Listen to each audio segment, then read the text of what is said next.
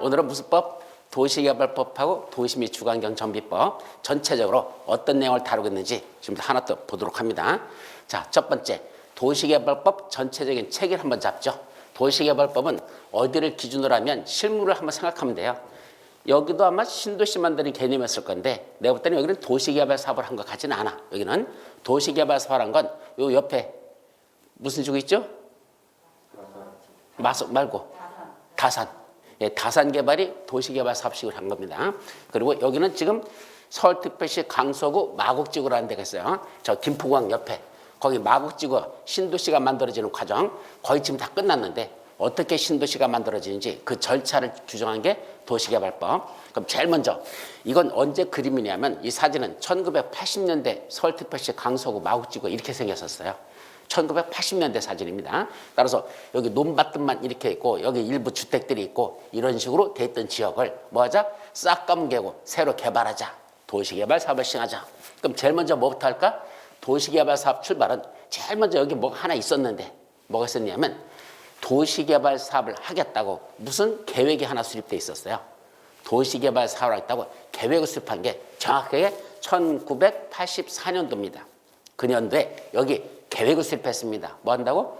도시개발 사업에 관한 계획을 수립했습니다. 그 도시개발 사업에 관한 계획을 무슨 계획을 한다?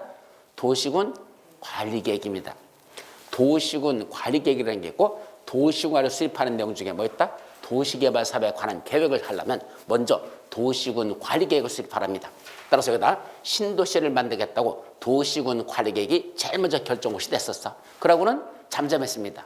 그거 하고 끝이었어. 그러다가 1990년대 들어가서도 더 진전이 없었고 2000년대 들어와서 그때부터 이렇게 하자라는 이것들이 이제 시작이 됩니다. 2000년대 들어와서. 그럼 제일 먼저 한 게 뭐더냐? 이 마곡지구인 이런 논밭 있는 지역을 어떻게 만들겠다? 이런 식으로 만들었으면 좋겠다는 청사진을 그려냅니다. 이렇게 만들었으면 좋겠다는 청사진이야. 그러면 이렇게 만드는 걸 어떻게 만들려고 했느냐? 이 강서지구, 마곡지구가 어디냐면 서울특별시 그림을 그리면 서울특별시가 어디 있냐면 이렇게 생겼다고 쳐. 서울특별시가. 그러면 한강이 여기서 이렇게 해서 한강이 이렇게 흘러내려가죠. 한강 흐르는 요 지역입니다. 여기가 마곡지구입니다. 그럼 한강 밑에 쪽이야. 한강 바로 밑에 요 지역이거든요. 그럼 여기를 어떻게 개발한다네? 여기 한강인데 한강으로부터 한강물을 끌어 들어가지고 여기다 뭘 만든다? 호수공원을 만들겠다는 얘기입니다. 실제로 만들었어요. 호수공원을 여기다 이렇게 만들고 그 다음에 여기를 개발한 거죠. 여기를 합쳐서 이렇게 여기만 개발하는데 그중에 여기 노란색으로 되어 있는 지역들 있죠? 이 노란 지역은 뭐를 지려고 하는 걸까? 노란 지역이 뭐 짓는 지역일까? 여기 노란 색깔 틀어있는데 여기다 뭐 질 거야? 노란색 있는 데는 무슨 지역? 주거지역. 예, 그러니까 이건 주택 위주로 짓겠대. 여기는 단독주택, 공동주택 이런 것들이 쫙 들어찹니다. 그 다음에 여기 빨간색으로 있는 거죠? 여기 진한 빨간색. 여기 있는 데는 뭐 지을까? 빨간색 있는 데는 뭐 짓는 걸까? 상식적으로 알아둬야 돼요. 나중에 여러분들이 그림을 보다 보면 이런 그림들이 많이 나와. 그럼 노란색 있는 데 보면 무슨 지역? 주거지역. 이렇게 생각하면 돼. 빨간색 있는 데는 무슨 지역? 상업지역. 바로 여기는 상가들 바로 이런 데 지도로 다 표시하면 이런 데가 빨간색으로 그려져요. 이런 데는 상업지역. 그 다음에 여기 무슨 색이 여기 보라색으로 이렇게 칠해지는데 이런 보라색 같은 게 들어가는 건 무슨 지역일까? 그런 데는 공업지역입니다. 그럼 마곡지구는 공업지역이 많이 들어가죠. 그러니까 공장 짓는다고 해서 일반 공장이 아니고 여기는 주로 연구소 같은 거, 연구소 또 이런 것들 또는 첨단 산업 그런 것들이 들어옵니다. 그래서 여기가 보통 제일 많이 들어있는 게 LG 연구소입니다. LG와 관련된 그 기술 산업들이 여기 쭉 들어와 있죠. 어쨌든 이런 식으로 신도시를 만들었으면 좋겠다는 계획을 수립하는데 그 계획을 뭐라 부른다? 개발계획. 줄여서 개발계획이죠. 원래 정식 명칭이 뭐냐? 도시개발 사업의 계획 이렇게 말해요. 정확한 명칭은 도시개발 사업의 계획. 줄여서 도시개발, 개발자 있죠? 사업의 계획, 계획자. 개발계획을 하자. 그럼 이 개발계획을 먼저 수립합니다. 누가 수립할까? 바로 도시개발구역을 지정하는 지정권자가 도시개발구역을 지정하기 전에 먼저 여기를 어떻게 개발하면 좋을 건지 한번 지가 그림을 먼저 그려봅니다. 그래서 이런 식으로 이렇게 개발하면 좋겠다라는 그림이 바로 무슨 게? 개발계획을 수립하죠. 그럼 개발계획을 그려봤더니 괜찮아? 마음에 들어? 그럼 뭐 하자? 이렇게 할 수 있도록 여기다 뭘 지정한다? 도시개발구역을 지정하자. 저 도시개발구역이라는 걸 여기다가 이렇게 해서 지정했습니다. 그럼 지정하면 이제 이 안에서 뭐하죠? 도시개발 사업을 시행하자. 도시개발법을 크게 두 가지로 나눠나면 딱 두 가지야. 도시개발구역 지정, 도시개발 사업 시행, 이 두 가지야 사실은. 그럼 구역을 지정해놓고 사업을 시행하자. 그럼 사업을 시행하려면 제일 먼저 누구부터 정한다? 누가 사업을 시행할 건지 사업 시행자를 지정해야 되죠. 그래서 사업 시행자 먼저 지정하고 사업 시행자가 할 일, 사업을 시행하기 위한 구체적인 계획을 작성하는데 그 구체적인 계획을 여기서 뭐라 부른다? 실시계획. 누가? 도시개발구역을 지정하는 지정권자는 개발계획을 수립하고 사업 시행자는 뭘 작성한다? 실시계획을 작성한다. 달라요. 지정권자는 개발계획, 시행자는 실시계획. 그럼 개발계획과 실시계획 중에 지정권자가 수립하는 게 어쩌 보면 더 상위계획이죠. 그죠? 그럼 개발계획에 맞게끔 실시계획을 작성해야 돼요. 시행자라고 지멋대로 만드는 게 아니야. 지정권자가 이렇게 했으면 좋겠다라고 이렇게 해놓고선 구역을 지정해놨으니까 사업 시행자로 지정받은 자는 지정권자가 사업 시행자를 지정하거든요. 그럼 시행자로 지정받은 자는 이렇게 하겠다는 계획을 보고 자기는 구체적으로 다시 이렇게 하겠습니다 라는 구체적인 계획을 작성하는 게 무슨 계획? 실시계획이죠. 작성해서 인가받고 그게 고시되면 이제 뭐 하면 된다? 실시계획대로 사업에 들어가면 된다 이 얘기입니다. 그럼 실시계획에 들어다 보면 뭐가 나오거든요? 사업시행 방식이 거기 열거돼 있어요. 사업시행 방식. 이게 감리라는 게 나오는데 공사 감리. 감리란 말 들어봤나요? 감리가 뭐 하는 거죠? 공사 제대로 하고 있는지 감독하는 거. 그래서 이게 이상 없이 만들고 있는지 감리인데 이 감리는 이제까지 시험 문제에서 한 번도 난 적이 없어. 여기까지. 따라서 감리 문제는 아예 책에 다루지도 않아요. 아예 시험 문제도 나지도 않으니까. 그래서 이건 법조문에는 있지만 빼자. 그리고 사업 시행 방식은 크게 몇 가지가 있다? 두 가지 방식이 있습니다. 어떤 방식? 수용 또는 사용 방식, 환지 방식. 두 가지가 있다. 수용 사용 방식은 뭐 하는 거죠? 수용 방식이 어떻게 하는 거야? 토지 수주들에게, 여기 토지주들 있죠. 이분들에게 뭐 드리고? 보상비 드리고 땅을 뺏는 겁니다. 사실은 보상비 드리고 사는 거지만 사실은 엄밀히 하면 뺏는 거예요. 그거 사실은. 나 안 팔어. 그래도 강제로 살 수 있는 게 수용이니까 사들여가지고 전부 다 사업시행자가 지가 사들여. 그럼 누구 거죠? 사업시행자. 지가 어떻게 개발할 건지 지가 해가지고 그걸 분양합니다. 만들어가지고. 그러면 하는 건 무슨 방식? 수용 또는 사용 방식이죠. 여기 수용자 옆에 사용자가 꼭 붙어 다녀. 수용 또는 사용 방식. 그래서 여기 사용자가 꼭 붙어 다닙니다. 이 사용이란 의미가 무슨 의미를 갖죠? 사용이 무슨 뜻이에요? 수용 또는 사용에서 사용. 수용과 사용의 차이점. 수용은 해당 부지, 그 사업을 시행하고자 하는 해당 부지들 있죠? 이거 무슨 대상? 수용 대상. 보상비 주고 뺏어가지고 여기다 도시개발하겠다. 그 땅은 수용 대상. 근데 사업이 시행되려면 여기다 사업을 시행하려면 뭐 하는 게 필요하죠? 여기까지 들어가는 진입도로 같은 걸 낼 수도 있어. 그죠? 저 여기까지 하는데 들어갈 길이 없어. 그럼 남의 땅을 좀, 야, 네 땅 내가 좀 담보금만 쓰자. 그래서 그 땅을 좀 빌리자. 그래서 그 땅 쓰려고 그래. 근데 토지주한테 네 땅 좀 쓰자 그랬더니 토지주가 뭐라죠? 안 돼. 그러버리면 여기서 진입로가 요게 꼭 필요한데 여기 있는 땅, 요 땅들 요거 진입로를 내려면 이 땅이 꼭 필요한데 이 토지주한테 좀 사용하자 그랬더니 그 대신 돈 줄게 그랬더니 이 사람이 뭐라죠? 안 돼. 나 여기는 내가 다른 목적으로 지금 쓸 거니까 너들 줄 수 없어. 빌려줄 수 없어. 이래버리면 사업 시행하는데 막대한 지장을 받죠? 그럼 뭐 할 수 있다? 강제로 사용할 수 있는 거. 따라서 수용이라고 하는 건 강제로 소유권을 뺏는 것이고 사용이라는 건 강제로 점유권을 뺏는 겁니다. 네 건데 네가 쓰는 게 아니라 내가 써야 되겠다. 내가 써야 된다니까요. 너보다 내가 더 중요하다니까 너 비켜. 내가 좀 네 땅 쓰자. 강제성을 갖는 게 사용이죠. 그래서 수용이라는 용어 옆에는 항상 뭐 따라다녀? 사용이라는 단어가 꼭 따라다녀. 수용하는 건 해당 부지. 옆에 있는 땅들은 재료를 갖다 쌓아놓거나 또는 임시 통로를 내기 위해서 네 땅은 좀 내가 당분간 쓰자. 그건 사용. 근데 둘 다 무슨 성?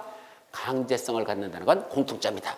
그래서 수용 옆에 사용자가 항상 붙어 다닌다는 거. 그래서 정식은 수용 또는 사용 방식 이렇게 말하고 그냥 줄여서 뭐라 한다? 그냥 수용 방식 이렇게 말하죠. 어쨌든 수용 방식은 뭔다? 보상비 주고 사 들여가지고 사업 시행자가 지가 개발해가지고 사람들한테 다시 되파는 거, 분양하는 거. 이런 건 수용 방식. 그럼 환지 방식은 어떻게 하는 거죠? 그게 아니고 수용 방식은 여기 있는 소유자들한테 보상비 주고 내쫓는 거야. 여기 있는 사람들 다 내쫓는 거야. 사실은 그게 원칙입니다. 반면에 환지 방식은 종전했던 여기 소유자들에게 내쫓는 게 아니고 니들 땅을 어떻게 개발하겠다? 요렇게 개발해가지고 종전의 소유자들에게 너한테는 새로 조성된 이 땅 줄게. 너한테는 새로 조성된 거 이거 줄게. 종전의 소유자들에게 새로운 땅으로 바꿔주는 걸 무슨 방식? 환지 방식. 이 환자가 바꿀 환자 땅지 땅거든요. 땅을 바꿔주는 방식을 무슨 방식을 한다? 환지 방식을 한다. 그럼 수용 방식으로 하는 내용들이 쭉 나올 것이고 환지 방식으로 하는 내용들이 쭉 나올 겁니다. 이것이 도시개발사업. 다 끝났다? 그러면 이제 마지막 보는 게 뭘까? 도시를 개발하는데 막대한 자금이 들어가거든. 그 어마어마한 자금이 들어가는 걸 어떻게 조달할 것이냐? 사업비는 초기부터 나가거든요. 사업이 다 끝나고 나가는 게 아니죠. 처음부터 개발한다고 생각해봐. 그럼 여기를 까뭉개서 개발하려면 이렇게 까뭉개려면 여기 일용직 근로자들 옵니까 안 옵니까?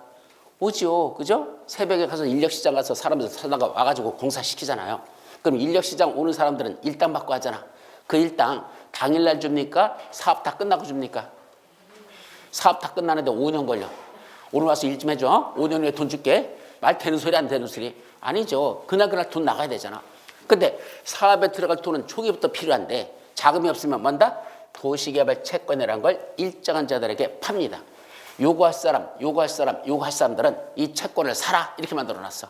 이건 의무적인 거야. 안 사고 싶어도 안 살 수가 없어. 왜? 그거 하려면 채권 사라 이렇게 만들어놨으니까. 그럼 채권을 팔으면 그 돈을 내겠죠? 그럼 그 돈 갖고 사업비로 먼저 씁니다. 그럼 나중에 수용 방식에서는 나중에 분양하면 분양대금 들어오잖아. 그 들어온 돈 갖고 아까 채권 산 사람들 있죠? 그분에게 원금이자 갚으면 되잖아. 그래서 급한 대로 채권을 발행가지고 그 돈 갖고 사업비를 쓰고 나중에 수용 방식에서는 보상비가 들어오면 그래도 팔았으니까 이제 자금 들어오죠? 그럼 분양대금 들어오면 그 돈 갖고 다시 갚으면 되고 환지 방식에서는요. 도시개발 사업을 시행할 때 잘 봐봐요. 환지 방식에서 이 사업비 새로 조성하는 비용 누가 내야 될까? 환지 방식에서는 여기서는 개발하는 거 누가 내죠? 사업 시행자. 수용 방식에서는 지가 사들였으니까 누구 땅이야? 자기 거잖아. 자기가 돈 들여서 개발하고 나중에 팔으면 뭐가 들어와? 분양대금 들어오죠? 그 돈 갖고 채워놓으면 되는 거거든. 그때 분양에 성공하면 시행자가 대박을 터뜨리는 거고 분양에 실패하면 시행자가 쪽박 차는 겁니다. 그건 수용 방식이죠. 근데 환지 방식은 그게 아니야. 누구 땅이죠? 여러분들 땅. 개발하면 누가 가질 땅? 바로 여러분들이 가질 땅. 그럼 개발비 누가 내야 돼? 자기 땅이야. 개발 끝나면 누가 질 거야? 자기가 가질 땅이야. 개발비 누가 내야 돼? 자기가 내야지. 누가 내 그걸. 아니 지들 땅 개발해가지고 지들이 가질 땅이라는데 개발비 누가 한다? 자기들이 내야 되죠. 이건 시행자가 내는 게 아니야. 소유자가 내는 거야. 다만 시행자는 뭐 한다? 만들어주기만 하는 거야. 이거 만들어서 니들한테 줄게. 니들 땅 개발해서 니들한테 줄게. 시행자가 하는 건 개발만 한다는 얘기입니다. 그럼 개발비는 누가 내야 된다? 토지 소유자들이 자기들이 내야 됩니다. 근데 현금으로 받는다고 쳐봐. 야 농사 짓는 농민들한테 가가지고 야 니들 개발비 필요하니까 1억씩 내놔. 1억씩 내놔. 아니 농사 짓는 사람한테 1억 내놓으라면 1억이 어디 있습니까? 그죠? 그 못해 그럴 거 아니야. 따라서 사람들에게 돈으로 받는 게 아닙니다. 뭐 하더냐? 땅으로 뺐습니다. 네가 갖고 있는 땅 중에 일부를 내놔라. 너도 내놔라. 너도 내놔라. 그럼 그 땅들을 다 뺏어서 모아가지고 여기다가 뭘 지정하더냐? 채비지라는 걸 지정합니다. 뭘 지정한다? 채비지. 여기 있는 사람들 땅을 조금씩 모은 걸 한쪽에다 몰아서 이렇게 해서 뭘 지정한다? 채비지라는 걸 지정하는데 이 채비지는 뭐 하는 거냐? 사업 시행자가 이걸 팔아버려. 채비지라고 조성해서 제일 많이 파는 게 아파트 부지를 팔아요. 이걸. 그러니까 아파트 용지로 다 팔아버리면 그 땅값이 엄청나잖아. 몇 천억씩 됩니다. 그럼 몇 천억 되는 자금을 그 아파트 용지를 팔아서 그 자금이 들어왔잖아. 그 돈 갖고 뭐 한다? 사업비를 쓰겠다는 얘기입니다. 따라서 사업에 소요되는 비용은 결국 누가 내는 거다? 소유자들이, 종전의 토지 소유자들이 자기 땅의 일부를 뺏기는 거고 그 땅을 내놔가지고 하는 거죠. 그러다 보니까 환지 방식에서의 가장 큰 특징이 뭐냐면 처음에 여러분들이 갖고 있던 땅이 여기서 예를 들면 300평을 갖고 있었어. 환지로 새로 주는 땅 300평 줄까? 300평 가진 사람에게 개발된 새로운 땅 줄 때는 300평 줄까? 안 됩니다. 왜 안 되죠? 좀 전에 말했잖아. 채비지 용지로 빼야 되잖아. 그럼 네가 가진 땅 중에 일부는 환지로 똑같이 있던 땅을 다 주는 게 아니고 그중에 일부는 채비지로 지정됐으니까 채비지로 지정된 면적만큼은 여러분들이 받는 땅의 면적이 뭔다? 줄어들 수밖에 없어. 그러니까 원래 있던 땅보다 좀 줄어. 그것만 줄을까? 아니요. 여기에 종전보다 여기는 뭐밖에 없어. 논밭들만 쭉 있고 도로를 해봤자 뭐 이런 소달구지 지나가는 길 이런 것밖에 없잖아. 근데 도시를 개발하면 여기 어떻게 하죠? 보세요. 여기 도대체 도로가 얼마나 많이 생겼어요. 도로가. 그죠? 종전에 있던 도로는 전체 면적에서 한 5%밖에 차지하지 않았었는데 신도시가 이렇게 신도시를 만들어 버리면 도로가 얼마를 차지한다? 보통 약 이런 상업지역 같은 데는 30%를 차지합니다. 그럼 종전에는 5%밖에 도로 없던 걸 30%까지 도로를 넓히려면 그 도로 넓히는 그 땅은 누가 내놔야 돼? 여러분들이 또 내놔야 됩니다. 도로 만드는 거, 공원 주소하는 그런 공공설 용지는 누가 내놓는다? 여러분들이 땅으로 내놓을 수밖에 없습니다. 그러다 보니까 도로 부지 뺏기고 공원 부지 뺏기고 여기 개발 비용 뺏기고 그러다 보니까 종전했던 땅보다는 줄어드는데 얼마나 줄어들까? 반 정도로 줄어듭니다. 좀 전에 여러분들이 300평 가지고 있었죠? 새로 개발하면 몇 평 준대? 150평 주겠대. 300평 가진 사람. 그러면 반 정도로 줄어들죠. 제가 사업이 시행되는 걸 실물을 봤더니 무려 얼마나 줄어드는지 아십니까? 80% 줄어드는 걸 봤어. 실제로. 그러면 자 300평 가진 사람한테 80평이죠? 38, 24. 240평을 뺏겨버리는 거야. 그럼 몇 평 준다는 얘기야? 60평. 300평 가진 사람에게 개발되면 얼마 주겠대? 너한테 60평 줄게. 사람 돌아버리는 거죠. 그러면 그렇게 많이 줄어들어 버리면 수익이 날까? 그 사람 손해볼까? 손해볼 수 있어요. 자, 이 환지 방식에서 한번 볼까요? 실제로 다 어떤 문제가 있는지. 요거는 무슨 색으로 할까? 요거다 쓰면 검은색으로 이렇게 하자. 자, 보자. 종전에 여러분들이 갖고 있던 땅을 하나 갖고 있었다 가정하자. 여기 얼마 되냐? 그리고 숫자가 너무 높아지면 계산하기 어려워지니까 뭐 100제곱미터라고 가정해. 그럼 종전에 이분이 얼마를 갖고 있었어? 100제곱미터 갖고 있었어. 그러면 자 개발되면 얼마 되냐? 반으로 줄여서 주겠대. 아까 50% 줄여. 그럼 새로 주는 환지는 얼마 주겠다? 이거는 50제곱미터만 주겠다 얘기입니다. 그러면 100에서 50으로 줄었으니까 손해본 거죠. 손해봤을까? 아니야. 종전의 땅보다 새로 개발하면 개발된 땅값은 올라 떨어져. 아, 논밭이 있던 땅하고 이렇게 도시 개발한 땅하고 땅값이 같으냐고. 달라지잖아. 그죠? 얼마나 달라질까? 자, 종전에 이 논밭이 있던 이 땅은 이 제곱미터당 1제곱미터당 얼마였느냐? 1만 원짜리였었어. 이 땅값 얼마짜리야? 제곱미터당 1만 원이니까 100제곱미터면 100만 원이었었죠. 맞죠? 이거 100만 원이었었어. 새로 개발했어. 50% 줄여줬어. 근데 땅값은 올랐어? 올랐대. 얼마나 올랐을까? 제곱미터당 4만 원이 됐다고 가정해봐. 제곱미터 4만 원씩 이렇게 올랐대. 그러면 땅값은 얼마 됐죠? 땅은 반으로 줄었는데 땅값이 4배가 올랐으니까 5, 4, 20 얼마? 200만 원짜리가 되더라 이겁니다. 그럼 손해본 거야? 수지 맞는 장사야? 수지 맞는 장사죠. 처음에는 100만 원짜리 땅을 컸는데 개발돼서 반으로 줄었는데 땅값이 왕창 올라가지고 200만 원짜리가 됐다. 그럼 100만 원 이득 본 거잖아. 그죠? 이래서 환지 방식으로 사업을 시작한다는 얘기입니다. 그런데 항상 이렇게 이익만 날까? 안 날 수도 있어요. 좀 전같이 80%팍 줄어들면 어떤 문제가 있을까? 자, 개발했는데 새로 준 땅이 얼마 줬대? 20제곱미터밖에 안 준대. 얼마였는데? 100제곱미터 갖고 있던 땅을 개발했는데 환지방에서 20제곱미터만 준답니다. 자, 그럼 어떤 문제가 터졌죠? 제곱미터당 4만 원으로 올랐다 하더라도 제곱미터당 4만 원으로 올랐다 하더라도 그래도 결국 얼마죠? 20제곱미터 4, 2, 8 얼마? 80만 원밖에 안 됐네. 종전 땅값은 얼마였는데? 100만 원인데 뒤지라고 사업 시행해가지고 야 새로운 땅 줄게 했더니 이만큼 줘가지고 땅값 계산해봤더니 얼마짜리? 팔아봤자고 80만 원. 열받아도 한참 열받겠죠. 그죠? 사업을 시행해가지고 이익 본 게 아니라 손해볼 수도 있습니다. 따라서 환지 방식으로 할 때 여러분들이 항상 조심할 건 뭐냐면 새로 돌려받는 땅이 너무 많이 줄어들면 뭐 볼 수 있다? 손해볼 수 있습니다. 그러면 왜 그렇게 줄어들까? 이유를 따져봐야 되죠. 첫 번째는 뭐 때문에 그럴까? 도로를 너무 넓게 만들었어. 시잘데없이 도로를 많이 만들어가지고 물론 도로를 많이 만들면 뭐가 좋죠? 통행하고 편리하고 좋죠. 그거 모르는 거 아니야. 좋은 건 알아. 그런데 누구 땅을 뺏어서 도로 만드는 거야? 여기 있던 종전의 소유자들 땅을 뺏어서 거기다 도로 만든다고 했잖아. 그러니까 그렇게 도로 부지로 많이 들어갈수록 여러분들이 돌려받는 땅은 면다 줄어든다는 얘기입니다. 따라서 공원 부지도 여기도 만들고 여기도 공원 만들고 공원을 많이 만들면서 여러분이 받는 땅도 역시 뭔다? 또 줄어들어.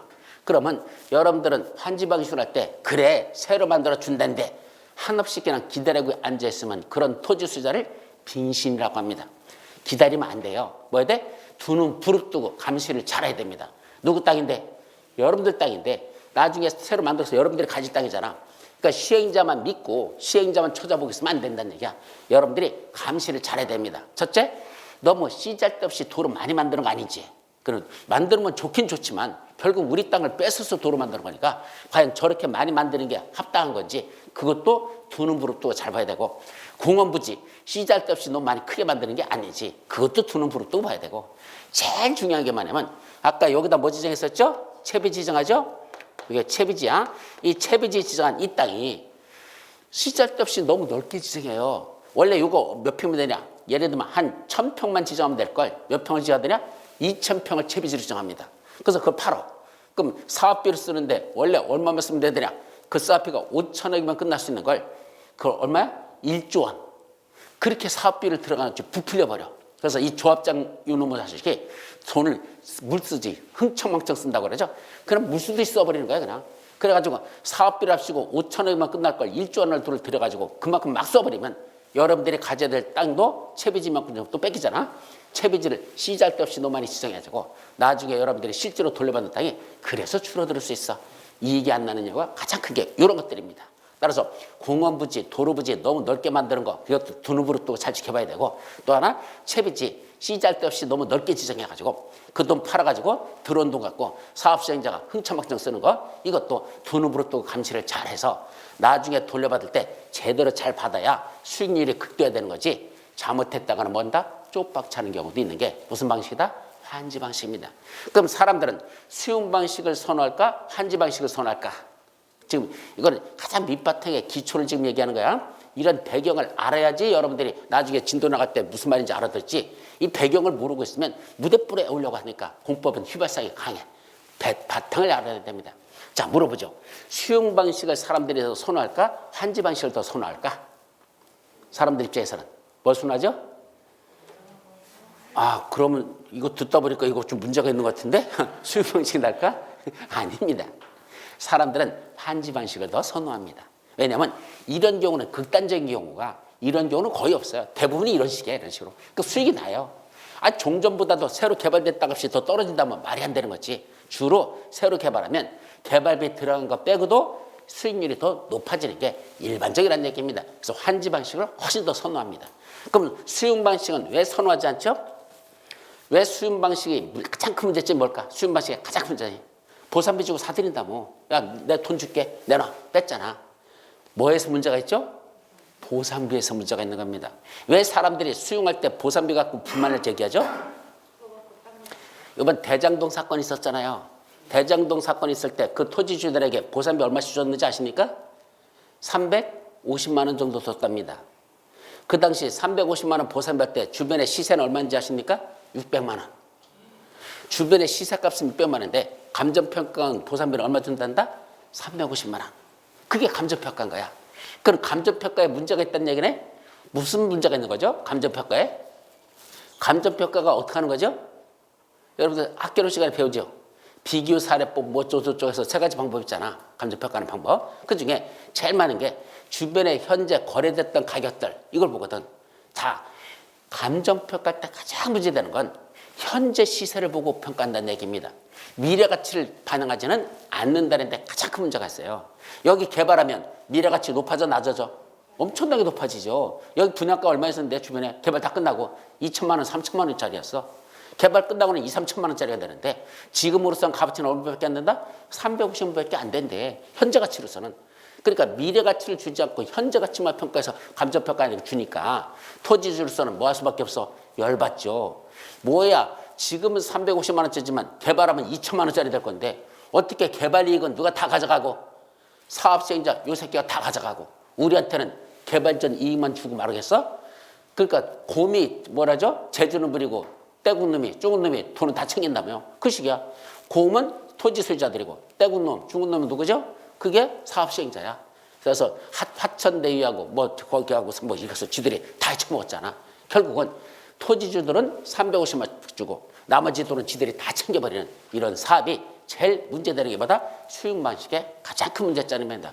그래서 수용 방식에서는 보상비를 주는 걸 미래 가치는 반영하지 않고 현재 가치만 하다 보니까 개발되기 전 상태로다가 평가해서 주니까 개발 후에 대한 이익은 하나도 주지 않는 게 이게 무슨 방식? 수용 방식의 문제점이죠. 그 사람들이 이걸 싫어하죠. 근데 환지 방식으로 하면 개발된 후에 그 땅을 받잖아. 그 개발 이익을 누가 갖는 거야? 자기들이 갖는 거야. 그러니까 훨씬 더 보통은 개발했을 때 이익이 나니까 환지 방식을 절대적으로 선호한다는 얘기입니다. 근데 환지 방식으로 사업이 잘 시행이 되지 않아요. 대부분이 뭘 한다? 수용 방식으로 합니다. 왜? 우리나라는 빨리빨리 나라거든. 그럼 빨리빨리 하는 건 어떻게 하면 되죠? 보상비 다 줘버리고 사들이고 그냥 싹 개발해서 다시 팔아버려. 그게 제일 간단해. 근데 환지 방식으로 하려면 뭘 해야 되죠? 종전의 소유자 이 사람한테 어느 땅을 준대? 개발된 요 땅을 주겠대. 그럼 여기 있는 사람한테는 어떤 걸 주겠대? 너는 요거 주겠대. 그 이제 문제되는 게 뭐죠? 종전했던 사람에게 이걸 맞춰주고 저 사람한테 이걸 준다는 건 아무거나 주는 게 아니라 종전의 권리관계들을 하나씩 따져가지고 당신 땅이 값어치가 얼마 정도 되는 거지? 그럼 당신한테는 새로운 땅 요거 줄게. 당신은 어떤 게 좋겠다? 요거 줄게. 당신은 어떤 거 줄게? 요거 줄게. 이렇게 주는 거잖아. 그러면 사람이라는 게 또 봐봐요. 두 사람이 똑같이 옆에 있던 땅이야. 이분 땅 있고 이분도 옆에 땅이 있었어. 당신은 개발되면 이거 줄게. 당신은 개발되면 그 옆에는 여기 줄게. 그랬어. 그러면 자기들이 새로 준다는 걸 보고 자기 땅을 먼저 볼까? 옆에 있는 땅을 먼저 볼까? 사람 심리를 보는 거야. 자기 땅을 먼저 봅니까? 옆에 땅을 먼저 봅니까? 아, 저 사람 주는 땅 어떤 거지? 저거 준다고? 난 어떤 거 준다지? 이거 준다지? 그럼 어떤 땅이 더 좋아 보여? 남의 땅이 더 좋아 보이는 거야. 똑같은 땅을 줬는데도 정확하게 계산해서 진짜 공정하게 해가지고 줬는데도 불구하고 남의 땅은 커 보이고 내 땅은 작아 보이고 내게 시원찮아 보이고 불만이 생긴다는 얘기죠. 그럼 이분만 불만이 있을까? 아니야. 저분도 불만이 있어. 저분도 누구 땅 먼저 본다? 옆에 있는 땅 먼저 보고 그 다음에 자기 땅을 봤더니 내게 더 시원찮아 보여. 그죠? 둘 다 불만이야. 이게 돌아버리는 게 새로운 땅을 준다는 게 그게 쉽지 않다는 얘기입니다. 다 불만들이야. 그죠? 그럼 뭐 하면 되죠? 바꿔주면 되지. 그럼 서로 바꿔주면 좋을까? 아니야. 바꿔보면 아니야. 저밖에 더 좋았던 것 같아. 이런 사람이라는 심리가 그렇다는 얘기입니다. 따라서 환지 방식에서 가장 큰 문제점은 종전의 소유자에게 새로운 땅을 맞춰주는데 이 권리관계를 맞춰주는 게 이게 만만하지 않다는 얘기입니다. 쉽지 않다는 얘기입니다. 권리관계를 하나씩 조정해 주는 게. 그래서 좀 이따 환지 방식에 관한 사례를 하나 정리할 건데 그 사례를 이해하면 지금 말하는 게 말귀를 알아들을 건데 어쨌든 수용 방식과 환지 방식은 그런 장단점이 있고 그래서 여러분들은 일반적으로는 수용 방식으로 많이 하지만 이 환지 방식을 토지주 입장에서는 훨씬 더 선호하는 배경이 되더라. 아셨습니까? 이걸 먼저 여기까지만 정리하고 이제 내용으로 들어가 보죠. 그럼 제일 먼저 뭐부터 한다고? 개발 계획을 먼저 수립하자 그랬어요. 원래 명칭이 뭐라고? 도시개발 사업의 계획 이렇게 말해요. 뭐라고? 도시개발 사업의 계획. 이걸 우리가 줄여서 개발 계획을 하자. 그럼 개발 계획은 여기 써 있어요. 마곡지구에서 신도시 개발을 어떻게 하면 좋을까? 희망사항이야. 마곡지구를 어떻게 개발하면 좋을까라는 그림을 그리는 걸 무슨 계획을 한다? 개발계획. 누가 수립할까요? 도시개발구역 지정권자가 수립합니다. 그럼 도시개발구역은 누가 지정할까요? 이 구역 지정하는 지정권자. 바로 원래는 시도지사들입니다. 시도지사. 자, 그럼 우리 행정조직의 장 체계도에서 시도지사 하면 누구 있었죠? 5명 있었는데 외웠잖아. 시험도 봤잖아. 누구 있죠? 특별시장, 광역시장, 특별자치시장, 도지사, 특별자치도지사. 요 5명을 뭐라 부른다? 시도지사란다. 기억나요? 외웠어야 돼. 그럼 시도지사인 5명이 나오는데 여기서는요. 도시개발법에서는 이상하게도 한 명이 빠져. 거기서 누가 빠질까? 특별시장, 광역시장, 특별자치시장, 도지사, 특별자치도지사 5명 있는데 이 중에 도시개발법에서는 아예 존재하지 않는 거로 보는 사람이 한 사람이 있어. 누굴까? 세종 특별자치시장. 도시개발법에서는 없는 거로 봅니다. 여기서는 아예 세종시장은 존재하지도 않아. 그래서 법조문에 한마디도 안 나와. 누구는? 세종특별자치시장은 아예 법조문에 나오질 않습니다. 그건 사실이 잘못된 거야. 들어갔어야 돼 원래는. 근데 왜 뺐을까? 굳이 빠진 이유를 굳이 묻는다면 세종시는 만들어진 지 얼마 안 됐어요. 한 지금 8년 됐나? 그것밖에 안 돼. 그러니까 새로 도시를 만든 거잖아. 그 세종시도. 그러니까 도시개발할 일이 당분간 없을 거라는 얘기입니다. 그래서 뺐답니다. 말 되는 소리 안 되는 소리야. 아니 언젠가는 할 거면 일찌감치 넣어놓아야지. 지금은 안 하니까 빼도 된다? 그건 말도 안 되는 논리죠. 어쨌든 우리 도시개발법에서는 누구 빠져있다? 특별자치시장은 존재하지 않는 거로 본다는 거. 따라서 여기서는 시도지사 해놓고 법조문에 나중에 책을 읽다 보면 뭐라 됐더래요? 특별시장, 광역시장, 특별시장 빠져, 도지사, 특별자치도사 요 4명을 시도지사란다. 그 사람들이 개발계획이라는 걸 수립한다. 왜? 그 사람들이 도시개발을 시행하니까. 따라서 다시 한번 원래는 시도지사가 도시개발을 시행한다. 자, 그런데 어디를 볼까요? 자, 여기 남양주시 볼까요? 남양주시에서는 여기다 도시개발구역을 지정하는 건 누가 지정할까? 원래는 남양주시가 어디에 속하죠? 경기도 남양주시입니다. 그럼 누가 지정해야 돼? 경기도 도지사가 지정하는 게 맞죠. 그럴까? 아니래. 여기다 대도시에서는 대도시장, 대장, 대도시장, 줄여서 대장. 대장이 대도시장이야. 그럼 결국 남양주시에서는 경기도 도지사가 여기다 도시개발을 지정하는 게 아니고 누가 지정한다? 인구 50만 명 이상 되는 데가 대도시죠. 그러니까 여기는 누가 지정한다고? 남양주시장이 자기가 지정합니다. 만약에 경기도 도지사가 지정해달라고 신청을 하면 요청하면 도지사가 뭐라 할까? 얌마 너도 지정권자잖아. 그러면 아참 나도 지정권자지. 그래서 남양주시장 자기가 도시개발을 지정하고 개발계획도 자기가 수립하는 겁니다. 그러면 예외적으로 누가 지정한다? 최고대빵 국토교통부장이 도시개발을 자기가 직접 지정하는 경우가 있습니다. 그럼 결국 이런 자들 시도사, 대도시장, 국토교통장관 이 자들이 도시개발 지정권자니까 이 사람들이 뭘 수립한다? 자기들이 개발계획을 수립한다 이 말이죠. 자, 원칙적으로 언제 수립할까? 도시개발구역을 지정할 때 개발계획을 수립합니다. 이게 무슨 말이냐면 자, 마곡지구 앞에 있었죠. 여기다 도시개발구역을 지정하려면 먼저 구역을 지정하기 전에 뭘 수립하고 개발계획을 먼저 수립해봐. 자, 들여다봤더니 이 개발계획이 마음에 들어 안 들어? 마음에 들어. 괜찮죠? 그러면 도시개발구역을 지정 고시할 때 개발계획을 같이 고시합니다. 여기가 도시개발구역이고 여기를 장차 이렇게 개발했으면 좋겠습니다. 라는 개발계획을 같이 고시하는 겁니다. 그러니까 개발계획이 수립이 됐으니까 구역 지정할 때 같이 고시하는 거지. 이게 수립이 안 됐다면 구역 지정할 때 같이 고시하지 못하죠. 그래서 원래는 도시개발구역을 지정할 때 개발계획을 수립해야 된다. 이게 원칙인데 뭐도 있다? 예외가 있습니다. 아니래. 뭐부터 하래? 도시개발구역도 먼저 지정해놓고 선 나중에 개발계획을 나중에 수립하는 경우도 있다. 뭐부터 지정한다? 도시개발구역을 먼저 지정해놓고 이 안에서 이렇게 하겠다는 개발계획을 나중에 수립하는 경우도 있습니다. 왜 굳이 이런 걸 왜 그렇게 할까? 이유가 뭘까 이거?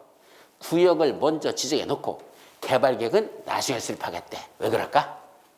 꼭 몇 가지 있어요. 공자생, 외국산 뭐 이런 게 있는데 대부분의 요것 중에 대부분은 왜 그럴까? 요 이유들이 뭘까? 잘 봐요. 여기가 지금 개발된 지역이야? 개발되지 아니한 지역이야? 개발되지 아니한 지역이야. 그럼 이런 지역에 무슨 계획이 수립된다고 하면 개발계획이 지금 수립 중에 있다라는 게 하면 소문이 날까 안 날까? 소문이 퍼지죠. 야, 지금 여기 개발계획 수립하고 있대. 좀 이따 뭐 한대? 도시개발구역 지정한대. 그럼 도시개발구역이 지정되면요. 문제가 뭐냐면 이 안에서는 도시개발사는 함부로 개발하기 못합니다. 왜요? 어차피 싹 까만 개고 새로 개발할 거잖아. 그러니까 여기다 건물 짓더라도 다 대부분이 철거 대상이야. 그러니까 아예 도시개발구역이 지정되면 이 안에서는 개발행위하지 못하게 합니다. 하려면 뭐 바꿔라? 허가 바꿔래. 근데 웬만한 거 허가 내줄까? 안 내줘요. 어차피 못 지게 하려고 허가 받으라는 거야. 그러니까 도시개발 사업과 관계가 없는 개발행위는 허가 대상에서 다 폐지됩니다. 안 돼요, 안 돼요, 안 돼요 이렇게 되죠. 그러면 도시개발구역이 지정되기 전에 뭐 해야 돼? 빨리 개발행위를 하면 되잖아. 그럼 허가 내주거든. 도시개발구역이 지정된 이후에 개발행위하는 건 못하게도 훨씬 그 전에 되기는 가능하죠. 그러다 보니까 사람들이 개발계획이 지금 수립되고 있다는 그 소문이 들리면 가만히 있어봐. 좀 이따 여기 개발계획 수립해서 구역 지정하면 안 되잖아. 그럼 그때 만약 수용방식으로 한다 봐. 그럼 수용방식으로 하면 뭘 받아야 되죠? 보상비 받잖아. 이제 보상비 받는 거로 돌아가 봐. 보상비는 어떻게 준다 그랬죠? 현재 가치를 평가한다 그랬죠. 그럼 물어볼게. 나대지가 보상비가 더 클까? 건물을 짓고선 사용하고는 땅값이 더 비쌀까? 가격 평가하는 방법 여러분들 그 감정 평가하는 거에서 안 나와? 여기는 현재 아무것도 짓지 않고 그냥 있는 나대지 건물이 없는 땅하고 옆에 건물 져가지고 활용하고 있는 땅하고 땅값이 같으냐는 얘기입니다. 감정 평가하면 어떻게 더 높아? 건물 짓고선 사용하는 게 더 비싸죠. 왜? 효용도가 더 높잖아. 나대지는 아무것도 지금 없잖아. 그 이 땅은 지금 이용 가치가 있다는 거야, 없다는 거야? 없어요, 이용 가치가. 이용 안 하니까 땅값이 평가가 낮아져. 여기는 실제로 건물을 짓고 사용하고 있으니까 값어치가 더 높아지죠. 기본 상식들을 지금 이해돼. 이런 걸 모르니까 진도 나가면서 아무 말도 못 알아듣는 거야. 자, 나대지가 더 비싸다. 건물 짓고 있는 땅값이 더 비싸다. 건물 짓고 있는 땅값이 더 비싸죠. 그럼 이분 나대지를 그냥 갖고 있어야 돼? 빨리 건물 지어야 돼? 예, 지금 개발계획이 수립되게 있다는 소문이 들리고 좀 있으면 도시개발구역 지정할 거라는 말이 들려. 그러면 뭐부터 한다? 빨리 나대지다 건물을 져야 되겠지. 그냥 갖고 있으면 안 되죠. 근데 건물을 질 때 그 영구 건축물, 철근, 콘크리트 이런 거로 지을까? 샌드위치 판넬로다 빨리빨리 임시로 지어야 될까? 샌드위치 판넬, 뭐죠? 가설 건축물이라고 그래. 가설 건축물은 임시 설치 건축물의 뜻이야. 그러니까 영구 건축물로 짓는 게 아니라 가설 건축물로다 이틀이면 집 한 채 지을 수 있어. 그런 건 샌드위치 판넬 있죠? 그 뚝딱뚝딱 갖다 집어넣으면 이틀이면 다 져요, 그거. 근데 철근 콘크리트 하려면 한 달 걸려. 아무리 빨리 져도. 그러니까 후딱후딱 져가지고 뭐죠? 살고 있는 척 하고 있는 거죠. 언제까지? 보상비 줄 때까지 기다리는 거야. 그러면서 오면은 뭐죠? 봐요, 내가 지금 살고 있는 땅이잖아요. 그럼 나대지 할 때는 평당 100만 원인데 건물 짓고 사고서 평당 150만 원짜리 준다는 얘기입니다. 그럼 보상비 줄 때 땅값만 줍니까? 건물값도 줍니까? 건물값도 같이 보상받거든. 근데 건물은 지금 흔 거야, 새 거야? 새 거잖아. 감가상각 별로 없습니다. 그러면 건물 지었던 거 다 보상비 받고 땅값은 100만 원짜리가 150만 원 늘어났네? 땅값에서 보상비가 더 늘어난다는 얘기입니다. 그러니까 그냥 갖고 있는 게 아니라 뭐부터 한다? 건물부터 때려줘야 되죠. 여러분들 이제 뉴스 같은 거 보면 이제 그것을 알 수 있어. 뉴스 보면 어딘가가 개발된다고 하면 거기에 업자들이 와가지고 샌드위치 판넬로 된 집들 막 전환 엄청나게 져요. 그냥 갑자기 거기 건설붐이 일어가지고 건물도 막 때려짓습니다. 그거 왜 때려짓는 거야? 보상비 많이 받으려고. 그거 하는 거야. 보상비 많이 받으려고. 그냥 나대지보다는 건물 짓는 게 땅값이 더 높으니까 그래서 건물부터 쳐놓고 사실은 살고 있어? 안 살고 있어? 살지도 않으면서 쳐놔요. 그래서 조사 나올 때는 뭐 해야 되죠? 가서 사는 척 해야 돼 또. 거기 빈집으로 있으면 이건 안 되니까 살고 있는 척 하면서 거기서 보상비 줄 때까지 기다리고 있다는 얘기입니다. 실제적으로 그런 게 비일비재하게 벌어지고 있는 현실이죠. 자, 두 번째. 이분 땅은 건물 지을 수 있는 나대지가 아니고 황무지야. 황무지야. 평당 얼마일까? 10,000원짜리야. 보상비 줘봤자 이거 10,000원짜리밖에 안 돼. 그럼 황무지를 그냥 가지고 있어야 될까? 어떤 방법 없을까? 황무지. 예, 나무 심으면 됩니다. 거기다 나무 심는 거야. 무슨 그냥 나무? 아니, 특용작물. 가시, 오가피. 뭐 이거 재배하고 있다. 사실은 나무를 심는 거야? 나무를 꽂아놓는 거야? 꽂아놓는 거야, 그거. 기르려는 목적이 아니야. 나중에 보상비 줄 때까지만 뭐하고 있을 때 잘하고 있으면 되는 거야. 그럼 그때 가서 보상비 줄 때 뭐 주죠? 일단 나무 한 그루당 얼마씩 다 평가해서 그거 줍니다. 나무값 계산해. 나무값 다 줘. 그러니까 나무 심었다고 해서 손해보는 거 없어. 다 감정평가 받아가지고 보상비 받아. 다시 땅값은 아까 얼마 있었죠? 황무지 10,000원. 특용작물 재배했죠? 얼마? 50,000원. 그럼 10,000원짜리가 50,000원 땅값이 오르고 여기서 나무 심었던 값은 또 돈 다 받고 5배 장사하는 거잖아. 사람들이 그걸 한다 안 한다? 하잖아요. 얼마 전에 재작년인가 왜 신도시 3기 신도시 지정하려고 하다가 거기 무산됐잖아. 왜? LH 직원들이 거기 있는 땅을 사가지고 지들이 거기서 있어가지고 그게 발각이 돼가지고 거기를 지정을 보류시켜버렸잖아. 지금 안 하고 있잖아요. 자, 그때 그 직원 중에 한 명이 뭐 하셨어요? 땅을 사가지고 밭을 사가지고 거기다 뭐 심었죠? 특용작물. 그러니까 일반적인 나무를 심은 게 아니라 흔하지 않은 나무를 거기다 심어놨어. 무슨 측백나무 종류인데 하여튼 그런 거야. 일반인들이 심는 게 아니야. 왜 그걸 심었을까?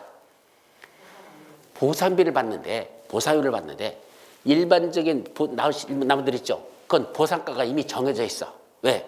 여러 번 보상을 해줬으니까 한 그루당 얼마다라는 게 이미 나와 있어. 근데 이 나무는 보상해준 적이 없어.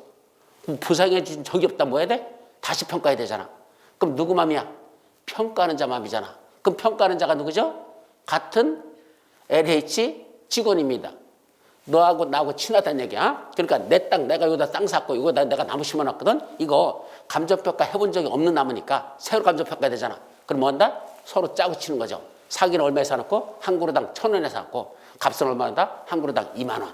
이렇게 감소평가 나오면 여기서는 나무값에서도 엄청난 장사를 하는 것이고, 그죠? 오히려 땅값보다도 나무값이 돈을 더 많이 벌 수 있어. 그렇기 때문에 왜 땅값은 어느 정도 한정이 주변에 시세가 정해져 있으니까 한도가 있지만 나무값은 부르는 게 값이 돼버리거든. 그러니까 감정평가 높게만 받으면 되는 거니까 다른 사람이 하는 것도 내 친구가 하는 건데, 내 동료가 하는 건데, 내 저기 밑에 있는 부하가 하는 건데, 그럼 좀 지위가 있던 사람이야. 그러니까 사람들 옆에 시켜가지고 야, 그거 내 땅이니까 내 나무니까 알아서 평가해. 알아서 평가하면 되는 거잖아, 그죠? 그럼 알아서 평가해 주잖아. 그럼 얼마짜리 돼? 1,000원짜리가 2만 원짜리 다 둔갑해가지고 감정평가 나오면 어마어마한 그 나무가 한두 그룹니까? 거기다 수만 그루 심어놨는데 어마어마한 돈을 챙길 수 있는 거죠. 고짓하려고 거기다가 그 나무를 심어놨던 겁니다. 이게 일반적으로 벌어진 일이란 얘기입니다. 그래서 수용 방식으로 한다 했을 때 아직 개발되지 아니한 땅들이 있는지요. 개발되지 않은 지역이야. 이럴 때는 개발계획을 수립하는 게 먼저 하는 게 아니라 뭐부터 한다? 도시개발구역을 먼저 지정해 버립니다. 그럼 사람들 개발해 못해. 개발이라 해결하는 게 뭐죠? 건축물의 건축, 공자물의 설치, 토지 형절 변경, 토사구의 채취, 토지 분할, 물건을 쌓아놓은 행위, 중목의 벌채 및 식재. 아까 나무 심는 거 있죠? 중목의 벌채 식재. 이게 식재, 나무 심는 거. 그거 건축물 건축도 개발행위지만 나무 심는 것도 개발행위든 그런 거 허가받아라 그래버리면 구역을 지정해 놓고 나면 더 이상 그런 거 해 못해. 못하게끔 일단 막아놓고 그 다음에 시간적 여유를 가지고 개발계획을 나중에 수립하겠다는 얘기입니다. 주로 어떤 지역? 개발되지 않은 지역들. 그럼 개발되지 않은 지역은 아직 건축물 안 지은 지역, 아직 나무 심지 않은 지역 이런 지역이죠. 그런 지역에서는 먼저 구역부터 딱 지정해버려. 개발 못하게끔. 허가 안 되죠. 이거 개발 못하게 묶거나. 그래놓고 시간적 여유를 가지고 개발계획을 나중에 수립합니다. 그런 데가 선 구역부터 지정해 놓고 후 나중에 개발계획을 수립할 수 있는 지역. 이런 뜻이야. 그럼 개발되지 않은 지역이라는데 그 왜 개발된 지역에서는 그럴 필요가 없을까? 잘 생각해봐. 여기 이미 건축물들이 다 들어차 있어. 건물 가지고 있어. 물론 건물이 오래돼가지고 낡아가지고 한 30년, 40년 됐어. 그런데 이분은 도시개발구역이 지정된다고 해서 기존에 있던 건축물 철거하고 새로 건물 지을까? 상식으로 생각해봐. 보상비 받는 걸 전제로 했을 때 기존에 있던 건축물 갖고 있는 땅이야. 새로 부시고 새로 줘. 그럼 땅값 올라 안 올라? 기존에 건물이 있던 거야. 부시고 새로 건물 줬어. 땅값 오른다 안 오른다? 안 오릅니다. 왜? 어차피 종전에도 건물 갖고 이용하던 거고 새로 지어도 건물 갖고 이용하는 거잖아. 땅값은 변동이 없어요. 어차피 기존에 있던 건물 있던 거 새로 줬으니까. 뭐만 들어갔죠? 건물만 새로 짓는 값 들었잖아. 그죠? 자, 그럼 새로 지은 건물 지은 거, 그 새가에 대한 값은 준다 안 준다? 줍니다. 짝은 줍니다. 근데 문제는 종전했던 건물도 값이 있었잖아. 그 값어치 있던 건 어떻게 되죠? 날아가는 거죠. 어차피 철거했잖아. 누가 뜯어냈어? 내가 뜯어냈거든. 내가 새로 지었잖아. 자, 예를 들어보죠. 종전했던 건물값이 예를 들면 1억짜리였어. 1억짜리였어. 왜? 낡아 빠져가지고 오래돼가지고 1억짜리 평가 안 돼. 건물 새로 졌습니다. 얼마짜리였어? 5억짜리가 됐어. 그럼 보상비는 얼마 주죠? 5억 준다는 얘기입니다. 그러면 이 사람이 이익 본 거야? 손해 본 거야? 손해 본 거죠. 왜? 종전에 1억짜리 있었잖아. 거기다 돈을 얼마를 처발랐어? 5억을 처발라가지고 새로 그 부시고서 새로 졌잖아. 그럼 기존에 했던 1억에다가 새로 진 거 5억 들어갔으니까 사실은 얼마짜리야? 6억이라는 돈이 들어갔는데 보상비는 현재 가치 얼마짜리? 5억밖에 안 준다는 얘기입니다. 뒤져라고 이래봤자 결국은 종전 값어치만큼은 철거한 것만큼은 값어치가 사라지는 거야. 현재 가치만 주니까 요거만 주니까 종전에 부셨던 값은 계산해 주지 않거든. 새로 진 현재 가치만 주거든. 그러니까 이분은 종전 가치 1억짜리 있던 거 부시고 5억짜리 새로 줘도 보상비는 얼마만 주니까 5억만 주니까 종전 가치 1억짜리는 중간에 날아가 버린 겁니다. 손해보는 장사한 거죠. 그런 미친 짓은 해야 된다? 안 한다? 안 하죠. 따라서 이미 개발된 지역은 건물들이 들어차 있기 때문에 보상비에서 더 이상 차이 날 게 없다는 얘기입니다. 그러니까 새로 짓는다고 해가지고 이익 더 나는 거 없습니다. 바로 어떤 것만? 개발비 주로 안 된 지역들만 그런다는 얘기입니다. 그게 공자생 외곽수면 여기 자연녹지지역, 생산녹지지역, 도시적 외지역 여기 주상공업지역에 차지하는 게 100분의 30 이하인 지역 바로 이런 지역들이 나오는데 나중에 정리할 거야. 저런 지역들은 주로 뭐 하는 데다? 개발되지 않는 지역들이고 거기는 나대지나 황무지 같은 게 수두룩한 지역이고 그런 지역에서는 사람들이 개발행 해가지고 나중에 보상비 많이 만들려고 하는 그걸 막기 위해서 뭐부터 한다? 구역부터 지정해 놓고 나중에 시각적으로 개발계에 수립한다. 그런 게 있습니다. 자, 그런데 이 개발계에 대해서 무슨 방식일 때만 환지기 방식에서만 뭐가 필요해야 돼요? 동의를 받으래요. 저게 무슨 말이죠? 개발계획에 대해서 동의받아라. 아까 개발계획은 뭐 했었죠? 장차 요런 마곡지구 요런 땅을 싹 까뭉개고 어떻게 만들겠다? 요렇게 만들겠다는 청사진이잖아. 그거에 대해서 여기 있던 토지 소유자들에게 무슨 방식에서만? 환지 방식에서만 이 토지소에게 물어보래요. 자, 여러분 요렇게 개발해서 여러분들에게 만들어 드리려고 하는데 보세요. 여러분들 이 사람한테 얘기하는 거야. 이분들에게. 여러분 요렇게 만들어 드리려고 하는데 어때요? 마음에 드세요? 요거 동의서를 받으라는 얘기입니다. 왜 환지 방식에서는 동의가 필요하죠? 그럼 반대로 얘기하면 수용 방식에서는 동의가 필요 없네? 수용 방식은 왜 그러죠? 수용 방식은 이분들에게 이렇게 만들어 겁니다. 동의해 주세요. 할 필요 없다는 얘기네. 왜? 수용 방식은 새로 만들어지는 것에 대한 관심이 있어 없어? 없어요. 수용 방식은 이 사람들의 최대 관심사는 뭐밖에 없어? 보상비, 그죠?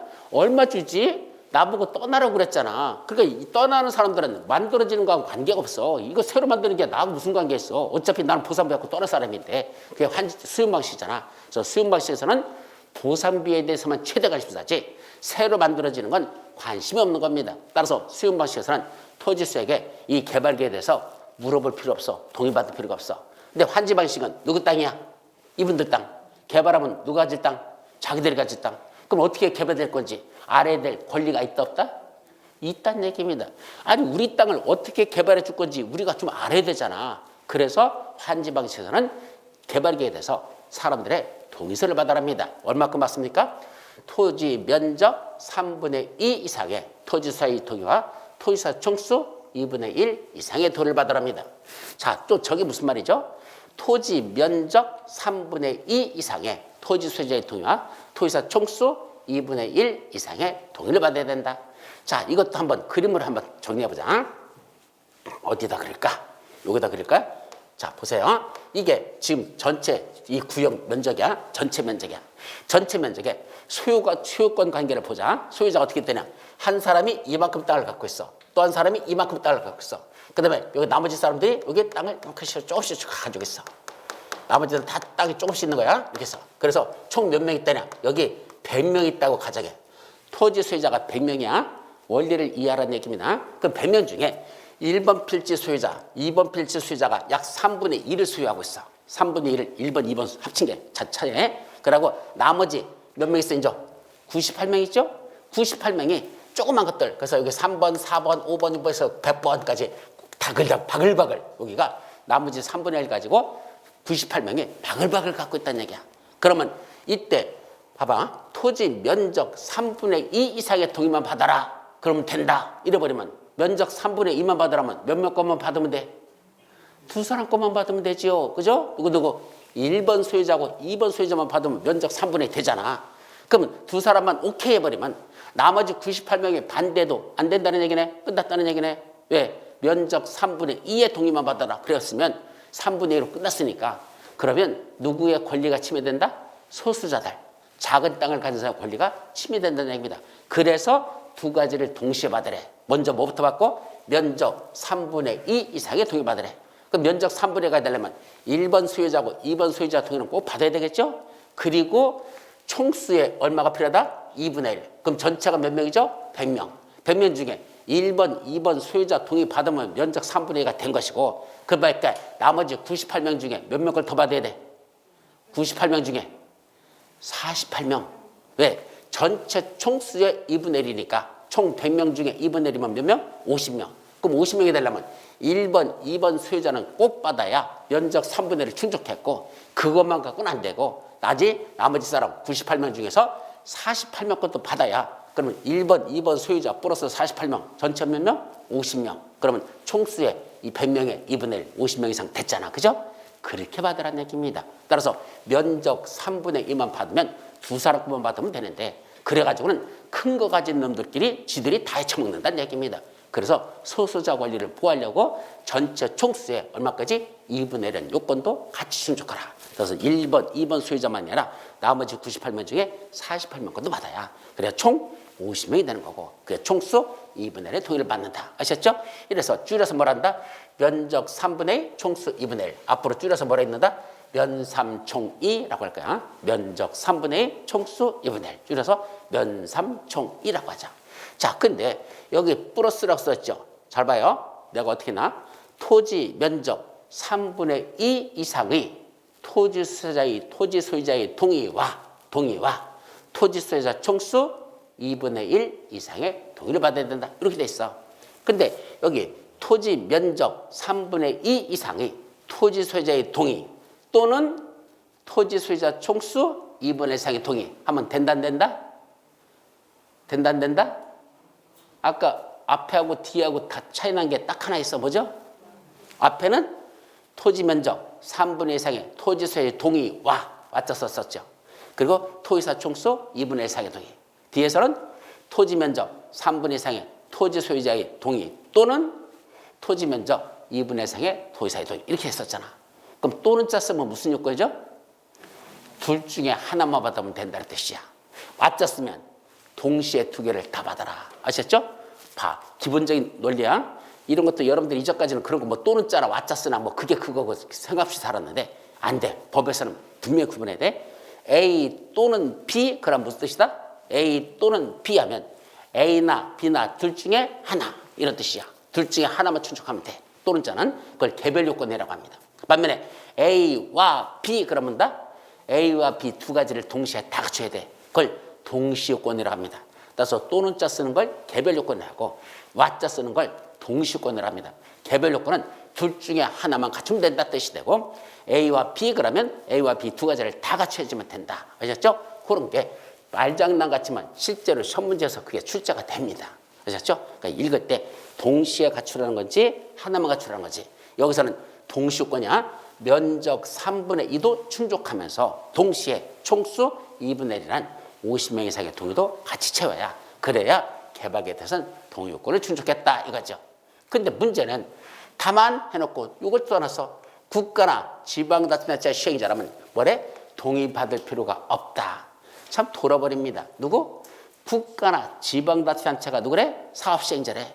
그럼 국가나 지방자치가 만들어주는데 그럼 뭐가 필요 없대? 개발계에 대해서 이 개발계에서 토지 소유자의 동의를 받지 않아도 된다. 이것도 무슨 말이야? 이 말뜻이 무슨 뜻이죠? 국가나 지방자치단체가 만들어주겠다는 이 개발계획을 수립하면 이 개발계획에서는 사람들한테 보여주지 않아도 돼. 동의받지 않아도 돼. 그럼 무슨 말이야? 국가, 지방자치가 만들어주는 건 너희들 관심 끄고 관심 갖지 말고 주는 대로 받아라 이 소리입니다. 어떻게 개발될 건지 니들 신경 쓸 필요 없대. 그냥 만들어주는 대로 받아. 왜? 국가나 지방자치단체는 곧 길이요 진리요 생명이니 나로 말미암지 않고는 천국에 들어갈 자가 없느니라. 그랬대요. 언제부터 그렇게 국가나 지방자치가 완벽한 존재라고. 지들이 만들어주는 건 문제가 없으니까 그냥 주는 대로 니들 받아라. 아주 이런 규정을 말한다. 싸가지 없는 규정이라고 합니다. 언제부터 국가 지방자치가 그렇게 완벽한 존재라고. 지들이 만들어주는 건 따지지 말고 이제기하지 말고 주는 대로 그냥 받아. 이 소리예요 이게. 따라서 국가나 지방자치 시행자일 때는 개발계획에 대해서 토지 소유자 동의받는 거 있죠? 이 동의 필요 없대. 그냥 개발계획 수립한 대로 그냥 줄 테니까 니들은 그 묻지 말고 주는 대로 그냥 받아라. 이 소리인데 아주 싸가지 없는 독단적인 그런 규정으로서 저는 없애버려야 되는데 없애지는 게 아니라 시험 문제에서는 뒤지게 자주 납니다. 아셨죠? 아주 중요한 내용이야. 꼭 기억해둬야 되겠죠. 자, 이제 뭐가 수립됐죠? 개발계획 수립될까? 그래서 뭐자? 도시개발구역을 지정하자. 그랬더니 첫째 누가 나온다? 지정과 관련된 사람들이 있어. 첫째 누가 있죠? 지정권자. 아까 누구 있었죠? 원래 시도사. 다만 우리 남양주시에서는 남양주시장. 예배 국토교통단이 직접 지정하는 게 있고 두 번째 지정을 요청하는 자도 있고 지정을 제한하는 자도 있어요. 그래서 셋을 묶어서 지정 관련자, 지정 제한자, 지정 요청자, 지정권자 셋으로 나눠지는데 이건 세부적인 건 나중에 정리하고 두 번째 어디다 지정하지? 지정 대상 지역. 자, 도시적에다 지정할 때하고 어디다 지정할 때 도시적, 외지역에 지정할 때하고 규모가 달라요. 자, 보죠. 도시적과 도시적, 외지역 나눠지잖아. 이때 도시적 외가 어디죠? 도시적 외가 어디야? 도시적 외가 어디야? 시골 지역. 맞아요? 예, 그렇게 얘기하면 무식한 소리 든다 그랬어. 도시적 외지역이란 우리 용도적 이미 배웠잖아. 어떻게 배웠어? 도시적, 관리지역, 농림지역, 자연환경지역, 도관농자. 지난주 시험 봤어 안 봤어? 용도지역, 용도지구, 용도구역 시험 봤잖아요. 거기서 용도지역 중에 도관농자 있잖아. 그럼 도시적, 외지역 하면 어디를 말한다? 이거죠 다. 도시적을 뺀 나머지 지역이니까 무슨 관농자. 자, 앞으로 도시적, 외지역 하면 뭐가 딱 떠올려야 돼? 좀 말씀하셨잖아. 관농자. 이게 떠올려야 돼. 시골지역 이라면 무식한 소리야. 무슨 내용인지 못 알아듣겠다는 얘기야. 도시적, 외지역은 어디를 말한다? 관농자. 그래가지고 우리 부동산 공법에서 어떤 논리를 쓰다냐? 개발되는 지역하고 보존하는 지역을 둘로 구분하고 있어요. 여기는 개발되는 지역, 여기는 보존하는 지역. 어떻게 나눈다? 자, 도시지역은 뭐 하는 지역? 개발되는 지역입니다. 이거 외우셔야 돼요. 관농자, 도시지역, 외지역은 뭐 하는 지역? 원래 보존하는 지역입니다. 그래서 개발되는 지역과 보존하는 지역을 나눠서 도시지역은 개발되는 지역, 관농자 지역은 보존하는 지역. 이렇게 일단은 나눠집니다. 외우셔야 돼. 그런데 이것만 있을까? 아니야. 또 있어 하나. 개발과 보존을 나누는 방법이 용도지역을 가지고. 자, 도시지역은 또 뭐로 쪼개지죠? 도시지역. 주, 상, 공, 녹. 주거지역, 상업지역, 공업지역, 녹지 나누지죠? 그중에 주거지역, 상업지역, 공업지역은 개발되는 지역, 보존하는 지역. 개발되는 지역, 주거지역, 상업지역, 공업지역. 개발되는 지역이죠? 녹지지역. 보존하는 지역이요. 도시지역이라고 다 개발되는 거 아닙니다. 그중에 무슨 지역은 보존에 들어간다? 녹지지역. 따라서 법에 보면 이렇게만 쓰는 게 아니라 도, 관농자 이렇게 나오는 방법이 하나 있고 또 하나 진짜 개발되는 지역, 진짜 보존하는 지역을 또 구분해가지고 그냥 개발, 보존 이건 두리뭉실 나눈 거고 진짜 개발, 진짜 보존해가지고 진짜 개발은 무슨 지역? 주, 상, 공은 진짜 개발되는 지역. 그럼 나머지 녹지지역은 일로 옮겨버려. 이쪽으로 넘겨. 그럼 뭐죠? 녹, 관, 농, 자 이렇게 되죠. 맞죠? 그래서 주상공, 녹관농자 이렇게 나눠집니다. 앞으로 부동산 공법에서 이게 수없이 나와요. 그래서 도시적, 도시적 외지역 이렇게 나누는 게 있고 주상공, 녹관농자 이렇게 나누는 게 있고 반드시 머릿속에 넣어둬야 돼요. 이 두 가지 개념이 공법에서는 같이 쓰고 있다. 그래서 개발과 보존을 구분하고 있는 건데 도시적은 개발한 지역, 관농자 지역, 즉 도시적 외지역인 관농자 지역은 보존한 지역. 그러니까 앞으로 법조문에서 도시적 외 이렇게 나오면 머릿속에서 바로 관농자 이게 떠올려야 돼. 대신 주상공 이건 진짜 개발되는 지역, 녹관농자 진짜 보존한 지역. 그래서 주상공, 녹관농자 아셨습니까? 이게 머릿속에 정리가 돼 있으면 이게 다 기초 이론이야. 이 기초가 머릿속에 있어야 나중에 법조문을 읽으면서 아 이게 무슨 의미를 갖는구나. 아 이건 개발되는 지역이구나. 보존한 지역이구나. 진짜 개발되는 지역이구나. 진짜 보존한 지역이구나. 이런 걸 머릿속에서 그려낼 수 있어야 돼요. 그래야 이해가 훨씬 더 빠르게 됩니다. 아셨습니까? 자 일단 여기까지 하고 그러면 도시지역은 너무 작게 지정하지 말래. 최소한 도시개발구역은 뭐 하는 거죠? 말 그대로 도시개발구역은 도시를 개발하는 구역이니까 도시 기능을 수행할 수 있어야 되잖아. 면적이 너무 쪼가면 무슨 어린애들 손꼽장난 아니야? 요만하게 만들어 놓고 그죠? 거기서 뭐 지들끼리 찍고 날게? 아니야. 최소 면적을 필요해. 최소 면적이 얼마일까? 1만 제부터 이상 되는 게 원칙입니다. 그래서 도시적 이런 안에다가 도시개발을 지을 때는 최소 면적 1만 제부터 이상. 자 여기서 하나 더. 1만 제곱미터란 그 개념을 여러분들 1만 제곱미터 얼마큼이 1만 제곱미터예요? 1만 제곱미터 이상. 1만 제곱미터. 어떻게 하면 1만 제곱미터가 나오죠? 실제로 재봐. 여기서 그려봐. 1만 제곱미터. 여기다. 어떻게 그릴 거야? 1만 제곱미터면 어떻게 하면 나오죠?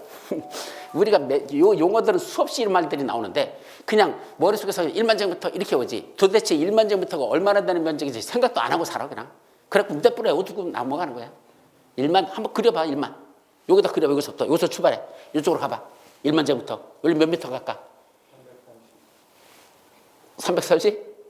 아니 1만 제곱미터 만드는 거야. 이거 산수야 산수. 이거 수학 아니야. 산수야. 여기 100m 가. 옆으로 다시 90도 직각으로 100m 가. 다시 그려봐. 여기다 그릴게. 이거 여기서 출발해. 1 몇 미터 갔어? 100m. 이쪽으로 몇 미터 갔어? 100m. 100m 가게 100m. 가로 곱하기 세로. 100 곱하기 100은 얼마나 부른다? 동그라미 몇 개야? 4개잖아. 그럼 1, 0, 0, 0, 0이죠? 이걸 뭐라 부른다? 1만 제곱미터란다. 맞잖아. 그러니까 1만 제곱미터는 개념은 이쪽으로 100m 걸어가고 이쪽으로 100m 걸어서 내붙이면 이 내붙인 면적이 얼마 된다? 이게 1만 제곱미터입니다. 따라서 1만 제곱미터라는 건 머릿속에서 그냥 추상적으로 해오지 말고 실질적으로 여기서 저기까지 100m 걸어가고 이쪽으로 100m 걸어서 네모를 딱 치면 이게 1만 제곱미터다. 알겠죠? 자, 원칙적으로 도시개발에서는 이런 정도 규모 이상 되도록 도시개발을 시켜야 된다 이거고, 다만 도시적 중에 아까 도시적은 뭐 있었죠? 주상공록 이렇게 나눠지죠? 그 중에 무슨 지역 있어? 공업지역. 여기 공짜가 위로 올라가 있는데 하여튼 공업지역은 얼마일 것? 3만 제곱미터 이상을 요구한다. 왜 같은 도시적 안에서 주거지역, 상업지역은 빼고 공업지역만 3만 제곱미터 이상을 요구할까? 이유. 주상공 녹지역에서 주거지역, 상업지역, 녹지지역은 1만 제곱미터 이상이면 돼. 근데 공업지역은 도시개발구역이 1만 갖고는 안 돼. 3만 이상은 돼야 돼. 왜 그랬을까? 굳이 공업지역만 3만 이상을 요구하는 이유가 뭘까? 생각을 해봐. 어렵지 않아 사실. 건물의 규모를 생각하면 돼. 우리 단독주택이 커요? 공장이 커요? 공장 같은 데 가봐. 공장 담벼락 있잖아. 그 담벼락 한 바퀴 삥 도는데 그거 이쪽으로 100m, 이쪽으로 100m에서 한 바퀴 도는데도 공장 하나가 1만 제곱미터짜리 수두룩합니다. 그죠? 1, 200m 가고 저리 100m 가서 이거 되는 공장들이 수두룩하다는 얘기죠. 따라서 1만 제곱미터 이상만 공업지역에서 요구한다면 공장 하나 짓는 것만 갖고서 도시개발을 할 수 있어. 무슨 공장 하나 지면서 무슨 그 도시개발 구역이냐? 그거는 좀 너무 쪽팔리지 않냐? 뭐 하자? 조금 더 공업지역은 공장 자체 건물들이 크니까 면적도 조금 더 크게 지정해야 되겠다. 그래서 얼마를 요구한다? 3만 제곱미터 이상 3배를 요구합니다. 아셨죠? 따라서 원칙은 도시지역에서는 1만 제곱미터 이상만 하면 되는데 공업지역은 3만 제곱미터야. 그럼 3만 제곱미터는 어떻게 곱하면 되죠? 쉽게 말하면 100m 곱하기 100m가 1만이죠. 그럼 1만 제곱미터가 몇 개 있으면 돼? 3개. 또 옆에다 1만 또 1만 하면 이쪽으로 몇 미터? 300m. 이쪽으로 100m. 300m 곱하기 100m. 그러면 3만 제곱미터가 되는 겁니다. 아셨죠? 산수야. 지금 말하고 있는 건 수학 아니야. 그죠? 1만 제곱미터짜리 3개가 있으면 3만이니까 1만, 1만, 1만 나란히 놓으면 100m, 100m, 100m가 300m. 맞죠? 요거 100m. 그럼 300m 곱하기 100m, 3만 제곱미터. 맞죠? 그런 면적 이상이 공업지역은 요구합니다. 그리고 도시적 외지역. 아까 어디였었죠? 관농자. 여기는 얼마? 원칙적으로 30만. 예외 10만이랍니다. 자, 이 30만이라는 게 바로 무슨 뜻이죠? 신도시 개발입니다. 도시적 안에다가는 신도시 개발의 개념이 아니야 사실은. 도시 개발이라고 하지만 그건 면적이 1만 3만 이상밖에 안 되니까. 근데 어디는 도시적 외지역은 얼마를 요구해? 무려 30만 제곱미터 이상을 요구해. 이게 뭐야? 신도시 만드는 개념은 어디서 주로 만들어진다? 도시적 외에서 30만 이상을 요구하고, 다만 일정한 경우에는 10만 이상만 해도 해줄게. 이런 식으로 돼 있어요. 자, 여기까지가 지정 대상적은 거기까지.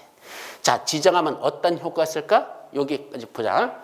도시적과 지구 단위 계획구로 결정되어 고시된 거라고 한다. 여기 뭐라 돼 있어? 도시지역 결정고시 의지하라고 되는데 봐요.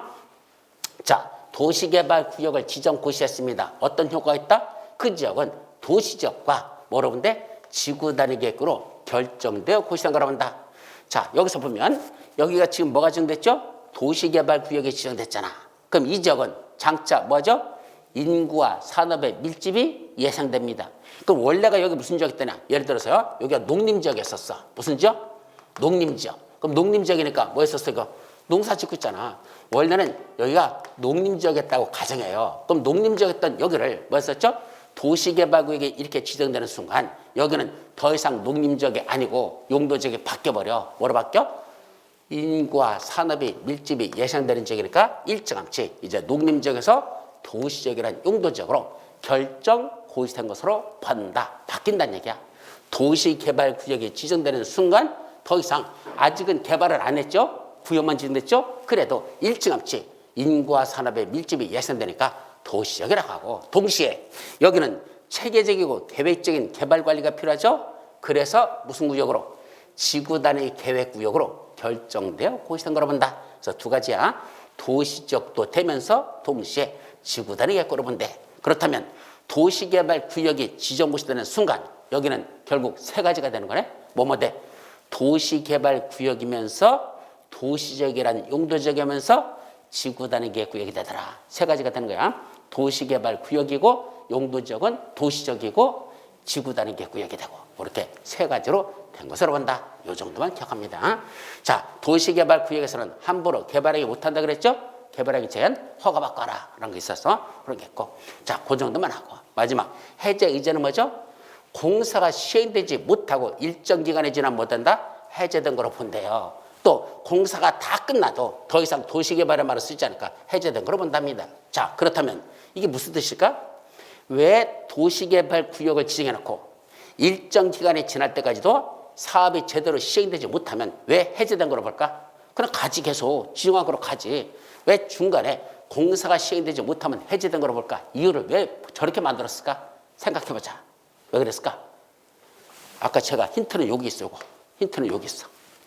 도시개발 구역이 지정되면 아까 7가지 건축물의 건축, 공작물의 설치, 토지 형절 변경, 토석 채취, 토지 분할, 물건을 쌓는 행위, 중목의 벌채 및 식재, 원칙적으로 뭐 받거라? 허가받으라. 도시개발 사업과 관계없는 것들은 허가 내준다 안 내준다? 안 내준다. 그럼 여기 건축물을 갖고 있는 사람들 시간이 흐르다 보면 그 건물이 노후불량화 돼 안 돼? 되죠. 근데 중간에 뭐 하고 싶었어? 나 이거 개축 좀 하고 싶어. 뿌시 이렇게 짓는 거 아니고 빗물이 줄줄 새요. 그 빗물 새니까 지붕 같은 거 다 뜯어가지고 새로 하려고 뭐 하고 싶어서 개축을 하려고 그래. 허가 신청했더니 허가 내줄까? 안 내줍니다. 도시개발 사업과 관계가 없는 자기 집 고치는 개축이니까 허가 내주지 않습니다. 그럼 어떻게 하라는 얘기야? 그냥 빗속에서 살으라는 얘기입니다. 비 맞으면서 그냥 살으래. 아, 그것도 하루 이틀이지. 몇 년이 지날 때까지도 사업이 시행되지 않고 있으면 이 사람은 거기서 맨날 비만 그래서 물침대에서 자라고? 비가 오면 물침대에서 자야지 뭐, 그죠? 빗물이 줄줄 새가지고 물에 잠겨버리니까. 그렇게 살으라고? 그거 너무 오래 지나버리면 문제가 되니까 그 개발행위 허가받고 해야 된다는 이걸 풀어주려고 일정 기간이 지나도 사업이 시행되잖아? 그러면 야, 더 이상 거기 도시개발구역 아니야. 해제된 거로 봐. 그래서 이제 규제하는 걸 없애버리겠다는 얘기야. 이런 개발행위 허가받으라는 걸 풀어주려고 공사가 시행되지 못하면 해제된 거로 본다. 이렇게 하는 거야. 또 하나 있죠. 공사가 다 끝나면 어떻게 돼? 당연히 해제되는 거죠. 도시 개발하는 동안만 도시개발 구역이지. 도시개발 사업이 다 끝나면 무슨 지역이야? 뭐야 이거? 무슨 지역?